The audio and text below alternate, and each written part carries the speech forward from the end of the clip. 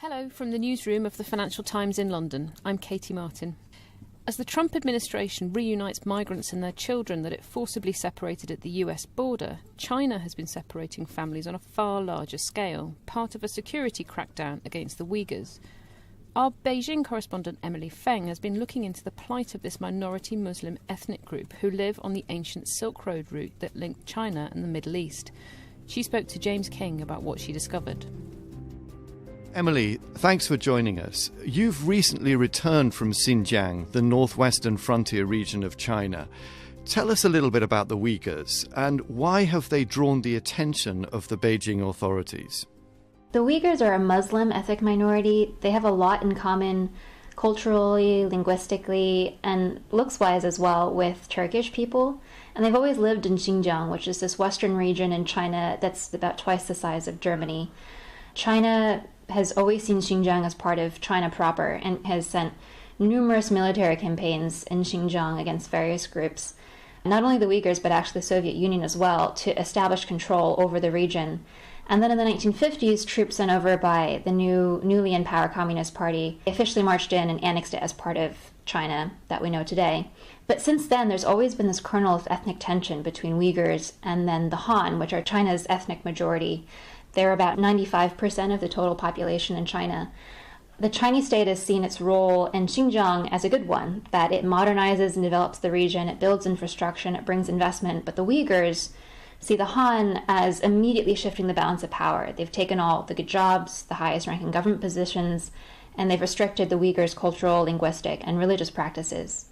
The fear of this cultural erosion among Uyghurs is ever more visceral because over the last few decades, the Chinese state has also encouraged and subsidized migration of Han people into Xinjiang, and that's watered down the ratio of Uyghurs there. So as a result of all these factors, there's been this small but sometimes bloody separatist movement that's continued to ferment there. And then things really came to a head in 2009, when there were these violent ethnic riots that broke out in the capital of Xinjiang, Urumqi. They then spread across the region. If you ask Chinese state media, they'll estimate that about 200 people died. Uyghur rights groups say that the death toll was actually much higher and that thousands of Uyghurs disappeared into Chinese prisons afterwards. But the Chinese state has seen Xinjiang as a very valuable geopolitical possession. The region has a ton of resources in coal, natural gas. It's ideally situated right next to Central Asia and the Middle East. And so it's always been a priority for China to keep on to. But I think 2009 was a turning point when the Chinese government realized that it couldn't govern Xinjiang the way it had before if it wanted to have the same type of control it had over Xinjiang. In recent months, we've heard more about what the Chinese call an anti-terror campaign in Xinjiang. To what extent is this campaign motivated by a desire to combat terrorism? I think that it may have begun as an anti-terror campaign, and since then, it's morphed into something that far exceeds the mandate of its original intentions. When people talk about the security crackdown in Xinjiang today, what they're really talking about are measures that have been put in place only beginning in about 2016. And that's when the new party secretary of Xinjiang came into power. It's a guy named Chen Chuanguo. He had just come from Tibet, which is another region that has had ethnic tensions, where he was the top party official there. And when he came to Xinjiang in 2016, he immediately began building a network of police stations and armed patrols that would monitor Xinjiang's urban areas 24/7. And Xinjiang has also used a number of all types of surveillance software to monitor people's electronic communications and whereabouts. What's been really troubling about the security clampdown, though, have been these mass detentions. So when Chen Chuanguo came into power in 2016, Xinjiang also began rounding up Uyghur adults and detaining them for everything from having Islamic content on their phones and computers to just simply traveling abroad, particularly to Muslim-majority countries. I think that if you look at all of these measures in the aggregate, it's very, very hard to say that this is legitimately a counter-terror campaign because of the way all generations of Uyghurs have been targeted with a very, very broad brush. Some of the urban neighborhoods that I went to in southern Xinjiang on my last trip there in June, people there were saying that up to 80% of the Uyghur adults there had been detained. There admittedly have been a number of very bloody militant attacks in train stations, in markets, and public areas, including one actually in Tiananmen Square in 2013, that were blamed on Uyghur militants. The issue is that we have very little information about what exactly happened during these attacks, who perpetrated them, whether they were isolated, or whether they were part of some larger insurgency movement, which is what the Chinese state says has been happening and has used that as an excuse to mount this, quote, anti-terror campaign. In any case, Emily, what you've been doing is you've been reporting on the family impact of this campaign. What's happened to some of the children that have been caught up in this crackdown? My interest in the children began because I started realizing while I was reporting on these detentions that there were no young children in them. So they were being sent somewhere, and I hadn't come across relatives who were able to say that they had taken in these children. After months of digging around, building up sources, and talking to Uyghurs both in and out of China, and then finally traveling to Xinjiang this summer, I found that many of the families who had had particularly both parents detained had had to send their children to what the government is calling these, quote, child welfare guidance centers. Uyghurs have very extended family networks, so relatives often were very willing to take these children in, but many of these children, over the objections of their relatives, were being sent to these welfare centers, which were essentially de facto state orphanages. During my last reporting trip in Xinjiang, I actually came across the case of a family whose parents had been detained, and they had 4 children. 2 of the oldest, who are teenagers at this point, were eventually detained themselves. But family friends said that the youngest 2, who were only 7 and 8 at the time, were sent to these orphanages, despite the fact that their grandfather and grandmother very much wanted to take these grandchildren in. And the grandfather, these friends said, even cried trying to convince authorities to let him keep his grandchildren. Gosh, these are very impactful stories that you're turning up. I mean, are there any chances that these children will be reunited with their parents sometime later? That's all really unclear right now. From the interviews I've done, both with Uyghur exiles whose family members are still stuck in Xinjiang and also Uyghurs in Xinjiang, there doesn't seem to be a standard way to leave these detention centers. I spoke to many family members who had loved ones who had been in detention for more than a year and a half already. The only process that I could find is one in which a public security official will personally vouch for a detainee so that they can be released, but of course that rarely happens. An important point to remember is that these detention camps are extra-legal. So the people who are detained in them never went through a legal process or had formal criminal charges brought out. That means that there's no justice system to turn to. There's no legal recourse to contest your way out of them. There's no even record that these centers exist and that the people inside them are detained in there. And so there's, so far as I can see, no means for getting people out of them and no means of reuniting families. Emily, do we know anything about the conditions in these welfare guidance centres? The nature of them is really unknown. I tried to go to one when I was last in Xinjiang. A number of people living nearby had said that this particular welfare centre was a school that had been turned into an orphanage, but when I went, like all schools now in Xinjiang, it was very heavily guarded with razor wire on top and 2 armed guards outside. I wasn't allowed inside the gates, and I was simply told that it was a school that provided free services to students between the ages of 0 and 6. So I was just told that it was a normal school and I couldn't see the conditions.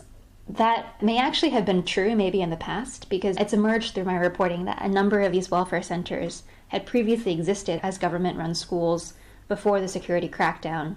And other Uyghurs in Xinjiang were saying that some schools had also begun offering boarding to take in Uyghur children whose parents had been detained. But other counties in Xinjiang, based on public tenders that I found, were building completely new orphanages based on how many children needed care. There's also been a couple of Uyghur language reports that I have not been able to verify that these orphanages, some of them at least, are very overcrowded and that there aren't enough people to take care of the young children.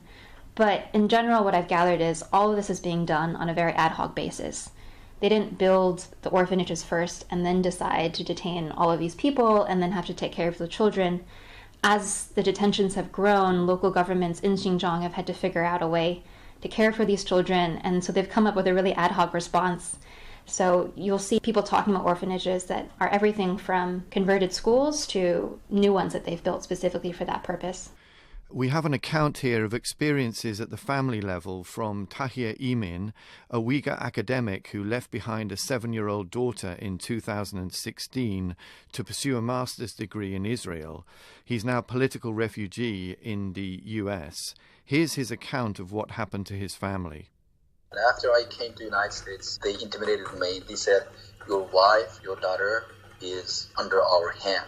And they went to my home and visited my family, and they checked it everywhere. They tried to get any contacts, and they searched my library, and they interrogated my wife, and they want to get to know all of my friends and the social circle, every people.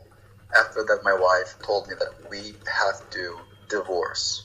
At the time, I understand what is happening to them. When I was in Urumqi, I told her, if you think it is better for you to divorce, I will not oppose. She says, no, you don't have to. If any bad thing happens to me and to my daughter, I will tell you. So I felt that she was in a very strong pressure from her school. She was a teacher, a lecturer in Urumqi City Vocational School. And so when she told me that she wants to divorce, I felt that situation is very bad. After divorce, my wife did not say any word, never talked to me by WeChat or anything else, never talked to me by voicemail or by writing a message. She did not say hi, hello.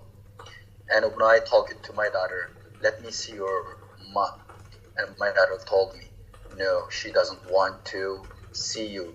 And after some time contacting with my daughter, every month I talk to her 2 or 3 times in a month. She doesn't speak to me, but I start to speak to her. I asked her, please say hello at least a time in a week, because I'm very afraid what's happening to you. I wonder about you and your mom. Please say we are fine.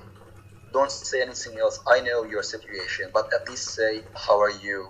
I am fine. Just say this. But they did not agree to say anything. And in this February, my daughter told me, Father, the people said you are a bad person and you don't have to call us. We don't like you. Police officer is a very good person. You are a very bad person.